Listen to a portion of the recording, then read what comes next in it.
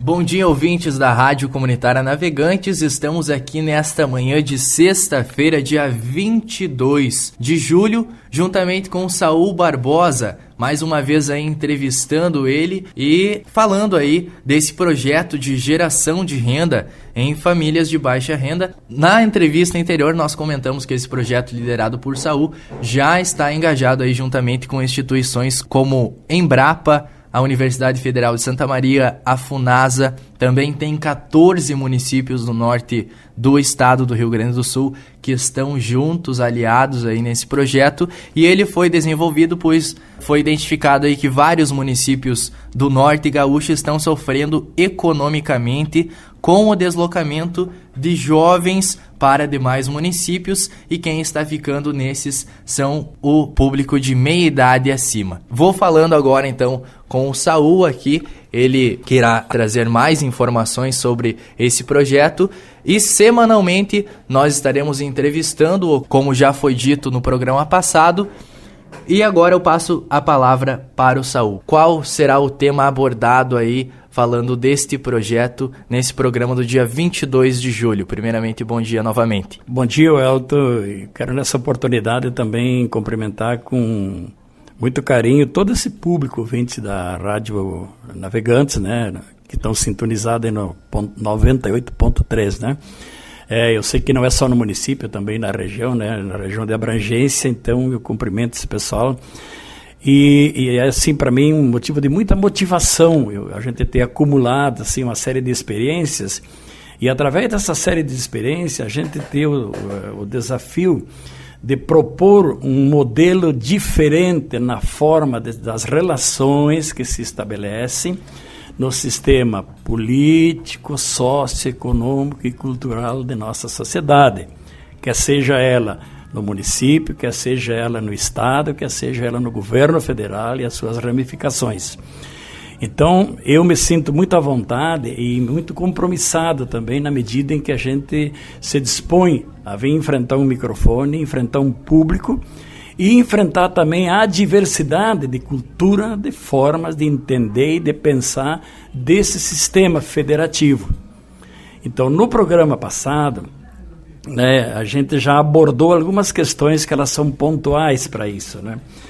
E a gente falou aqui da origem do programa, né, que foi a partir de estudos, a partir de análises, a partir de pesquisas, feitas com todo cuidado e pesquisas oficiais. Não está se tratando de pesquisa do momento, né, porque no governo o que vale para a apresentação de projeto e para discussões são as pesquisas do IBGE, do PNAE, do PENAD, da Fundação de Economia e Estatística do Estado, enfim, órgãos oficiais. Então, nosso trabalho, em parceria com a Universidade Federal de Santa Maria, que depois de gerado, a gente fez parceria com a Universidade Federal de Santa Maria, com o governo federal, está engajado nesse projeto, né? Passou a ser um programa de governo, também com a Embrapa, que é um órgão de pesquisa reconhecidíssimo a nível nacional, de alta competência, também com a FUNASA, porque isso diz respeito também à vida das pessoas, os efeitos de um desenvolvimento que muitas vezes acaba gerando dinheiro, mas que acaba também criando problemas de saúde para a população.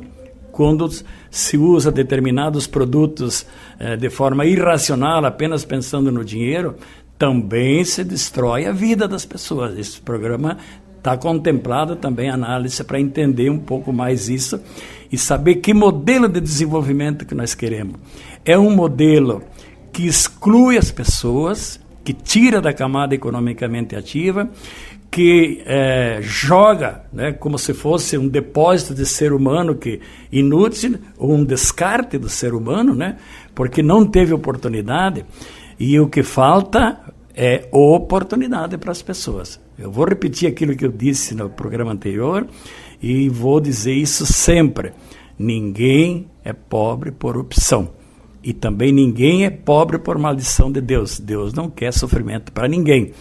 Então, as pessoas que chegaram até a camada de extrema pobreza no Brasil chegou a 42 milhões. Isso é uma vergonha para um país que se diz riquíssimo de toda a ordem.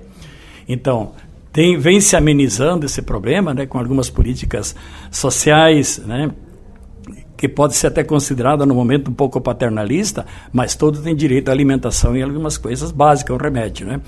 E o nosso programa também é um programa social que visa contribuir para um processo, um desafio de recuperação desse público que já perdeu até a esperança. E a gente precisa chegar nessas famílias e gerar, no mínimo, né, esperança. Porque é muito cômodo para o serviço público, seja no governo federal, seja no governo do estado, seja nos municípios, e aí eu não estou fazendo nenhuma referência a este ou aquele município, eu estou falando de municípios. O Brasil tem 5.570 municípios, destes 68% são pequenos municípios. Tem uma diferença muito grande de grandes municípios, como as capitais, como Canoas, São Leopoldo, Santa Maria, Passo Fundo. Esses são municípios que têm uma outra vida econômica, social, política, estrutural, com universidades por trás, com grandes empresas de comunicação e não sei o quê, que geram a sua economia. Eu estou falando que a minha experiência me levou a se preocupar com pequenos municípios. E ali, em especial, esses que têm origem quase que numa única atividade, agricultura. E aí as pessoas que nasceram e que vivem nesses territórios, nesses pequenos municípios, nunca tiveram oportunidade de sair dessa condição. Porque lhe é oferecido, lhe é proposto através do governo, e quando o governo propõe, já tem uma grande empresa de capital internacional por trás, que é a que vai explorar. As pessoas produzem através das pesquisas, através da opção de mercado, através do interesse das indústrias, que é sempre o lucro e não a vida das pessoas, né? Então, esse sistema, ele não oferece duas opções para as pessoas, oferece isso, e propõe uma cadeia para isso. E os demais são excluídos. Aos poucos, eu falei por 2 vezes no programa anterior, esses modelos são excludentes, eles excluem as pessoas desse modelo imposto, que é um modelo de alta tecnologia, de altos investimentos e de alto risco também. Então, o nosso programa, a nossa preocupação está voltada para esse público em pequenos municípios. E aí, voltando um pouco, para fazer uma análise um pouquinho mais aprimorada, tudo isso é fruto de políticas que são geradas e criadas desde que os portugueses invadiram o Brasil e outros países vêm invadindo a economia, e a população mais desassistida, ela vai logo para o descarte. E aí é jogada de um lado e ainda sofre discriminação e preconceito. Agora, lá nas vilas, lá no interior, lá nos lugares mais humildes, ninguém nasce doutor, ninguém nasce médico, ninguém nasce profissional. As pessoas todas nascem com vocação. E o grande desafio é não apostar só nas classes mais abastecidas. Porque, vou repetir uma coisa que é muito importante, assim, de um modo geral, eu estou falando, não estou generalizando, mas de um modo geral, quase que 100% dos gestores do governo federal, do governo do estado, dos municípios, é muito mais cômodo trabalhar para quem tem e para quem pode.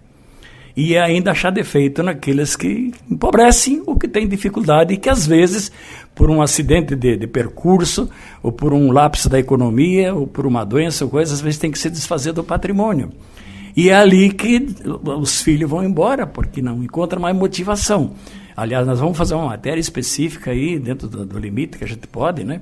Mas dar uma contribuição para se dar por conta de que, eu seguido tenho debates fortes sobre isso aí. Mas esse povo não quer mais trabalhar. Claro que não quer trabalhar naquilo que não dá renda, naquilo que destrói, o que desagrega a família. Ninguém bota fora dinheiro por botar fora dinheiro, né? Então, aí entra, de fato, o nosso programa. E agora, por coincidência, nós temos um processo eleitoral. Então, nós temos aí um governo federal, nós temos um governo do estado e nós temos um governo municipal. Mas, historicamente, os gestores, a grande maioria dos gestores, acham ainda que a solução para os municípios é viajar para Brasília e buscar dinheiro para isso, para aquilo, mas poucos têm em mão dados de como se comportam as camadas sociais no município. E os municípios, a gente falava no outro programa também, né? Os municípios que a gente está trabalhando aqui, né? A gente tem uma pesquisa aqui de aproximadamente 20 municípios, vou repetir porque isso é muito importante. Desde 20 municípios está diminuindo a população. Teve uma exceção que eu já argumentei na outra ocasião. Está diminuindo a população, está indo embora os jovens, está ficando uma camada de pessoal de meia idade em diante. Então, vamos começar a pensar o que será desses municípios. E o que é desenvolvimento? O que é desenvolvimento? Cada vez mais os poucos ficar com mais? Aqueles que estão ganhando bastante cada vez ficar mais. Mas aumentou a produção, mas na mão de meia dúzia. Nós precisamos gerar renda naquele que foi desagregado da renda. Nós precisamos criar oportunidade de renda nos jovens que, do modo geral, nunca entram na conta das campanhas políticas. Entra no discurso, mas depois não tem nem orçamento nos municípios para apostar nessa juventude a partir dos 16 anos para que ele, de fato, fique no município. Porque ele gera um custo para o município. Todas as pessoas no município é gerado um custo. E depois que ele está pronto, ele pega a mala e vai embora. Então, nós precisamos... Essa é uma inversão que o programa prevê. Nós não vamos fazer um programa apenas para atender quem já tem bastante. Aqueles que são beneficiados com suas rendas vão ser beneficiados.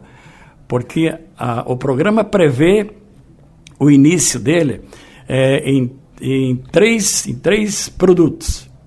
E aí não é só soja não que dá dinheiro nos municípios. Eu tenho uma lista que oportunamente eu vou trazer aqui de mais de 50 produtos que tem mercado fácil. Eu faço uma pergunta: quem é que abastece os mercados de Ronda Alta, do ponto de vista de hortifruti e granjeiro? Eu faço isso em todos os municípios que eu trabalho. Mas quem é que abastece os mercados aqui? Aí o pessoal fica meio assim. Aí eu pergunto: mas esse município produz feijão? Produz. Produz arroz? Produz mandioca? Produz tudo. Produz tudo. Assim, mas quem que abastece os municípios? Mas vem uns caminhões de fora. E aí? Mas se nós não conseguimos organizar nem o consumo do município a partir da nossa realidade, assim como dá a soja aqui, que é de alto risco e que ela é comprometedora de outras formas também, pelos herbicidas e coisa parecida, né? Assim, também tem outros produtos que podem ser produzidos aqui. Agora tem que organizar, não basta dizer assim, não, incentivar, não, você tem que produzir. Não basta produzir. Primeiro, tem que ir lá na família, e é isso que nós vamos fazer. O diagnóstico é isso, nós vamos lá na família, nós vamos conhecer a família, nós vamos conhecer a vocação daquelas pessoas que estão lá na família, e nós temos 3 opções para começar pelo meio rural, pela produção agrícola, que é a maior riqueza que tem nesse país. Primeira é leite, alimento e peixe. Mas não basta fazer uma lagoa de água. Vai ser todo muito bem organizado e tudo numa cadeia. Os 14 municípios, que a gente tem mapeado 14 municípios, mas nem todos ainda estão muito bem inseridos. Fizemos uma reunião essa semana, agora a gente vai voltar a questionar os municípios que ainda estão com algumas dúvidas, né? Então, assim, nós vamos começar pelo diagnóstico, conhecer a propriedade dele, conhecer a terra dele. Se ele disser assim, nós temos vocação para produzir leite, muito bem, já tem um avanço. Nós temos que trabalhar com vocação. Bom, então nós vamos ver a tua terra agora. Precisa fazer análise? Tu precisa tanto de pasto, nós vamos saber quantas vacas de leite você vai poder ter. Mais do que isso você não pode. Tá? Depois, a partir disso, os técnicos, professores e os alunos da Universidade Federal, junto com a Emater, que é uma grande companheira nossa, que a gente esqueceu de falar aqui, né? E com a Embrapa, nós vamos monitorar essas famílias. Nós vamos estar lá cada 10, 15, 20 dias, chegando lá na família. Se for o peixe, nós vamos pesar, vamos ver quanto é que a vaca de leite está dando de leite, por que diminuiu e tal. Se precisar fazer fábrica de ração, vai se fazer fábrica de ração, o governo está garantindo isso no projeto. Se precisar processar ou se precisar botar transporte, porque às vezes tem problema no transporte, a gente vai corrigir. Os problemas que vão surgindo serão corrigidos nesse programa.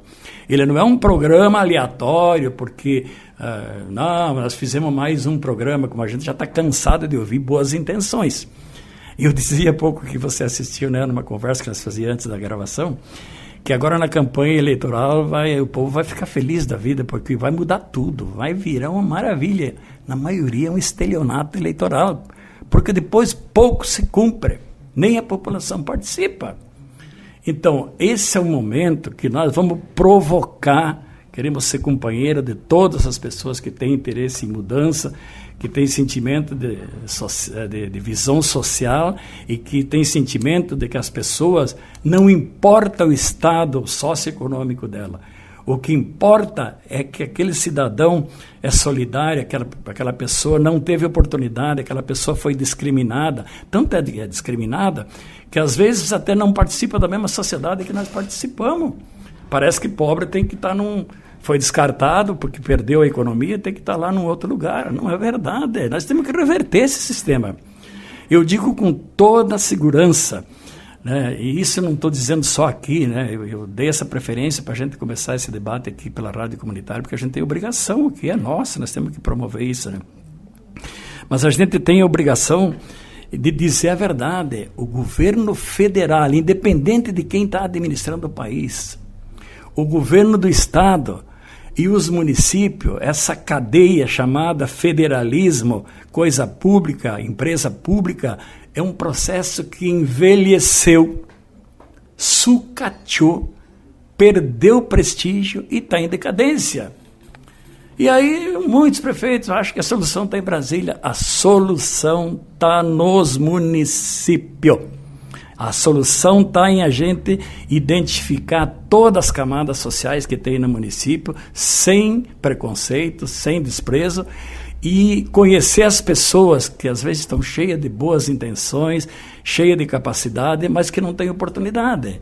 E que até se sentem mal, porque sabem que são discriminadas.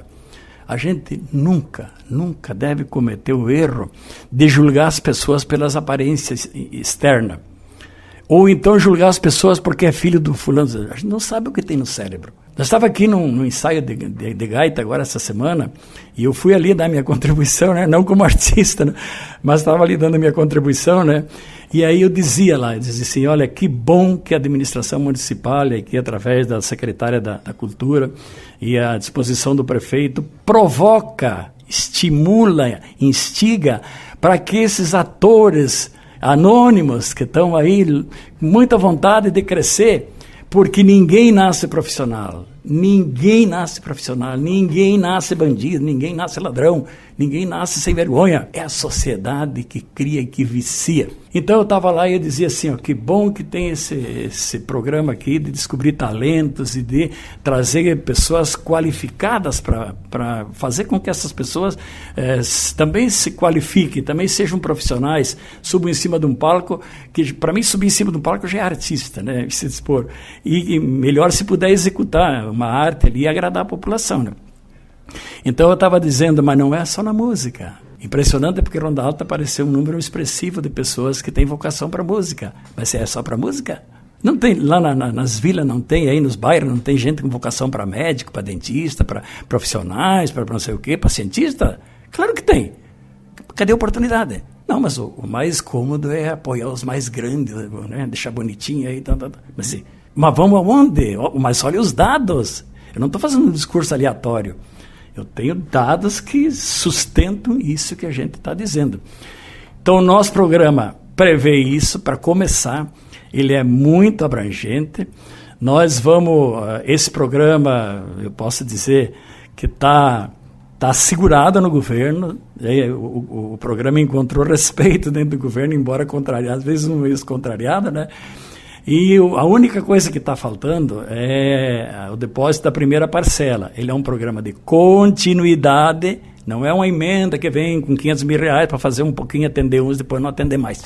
Não, nós temos, esse ano vai ter um orçamento, o ano que vem tem outro orçamento, porque nós precisamos acreditar que as pessoas por ser humilde, por estarem num estado de... parece que as pessoas são valorizadas pelo que têm, não pelo que são. E isso é um equívoco. Então nós precisamos gerar oportunidade para essas pessoas que têm interesse. Bom, eu acho que de fato, né, dá para encerrar hoje, né? Mas assim, ó, a partir desses dados, né, e você levantava uns números interessantes ali, né, no sistema, né? E isso abre um leque enorme. A gente está trabalhando diretamente nos municípios. Essa semana eu me reuni lá no município de Jabuticaba, ali com os prefeitos também. Agora a gente já tem mais uma ida a Brasília com eles, né? Enfim, nós estamos fazendo o programa rodar. Você disse muito bem, ele é em preliminar porque ele ainda não começou. Mas o momento que for depositada a primeira parcela, imediatamente nós vamos começar por aqueles municípios que já assumiram. Beleza, essa foi então aí a segunda entrevista realizada com o Saul Barbosa, ele que retornará até os estúdios da 98.3. Nesse segundo encontro ele falou um pouco aí sobre o federalismo e também vamos, no próximo encontro, falar sobre outros assuntos aí que esse projeto de geração de renda aborda. Agradecendo aí então a todos os ouvintes da 98.3, lembramos que esse programa está sendo reproduzido na terça-feira, hoje dia 26, ele foi gravado na sexta, dia 22. A vocês ouvintes da 98.3, uma excelente tarde de terça-feira, uma boa semana. Wellington Fortes para o Jornal da Navegantes.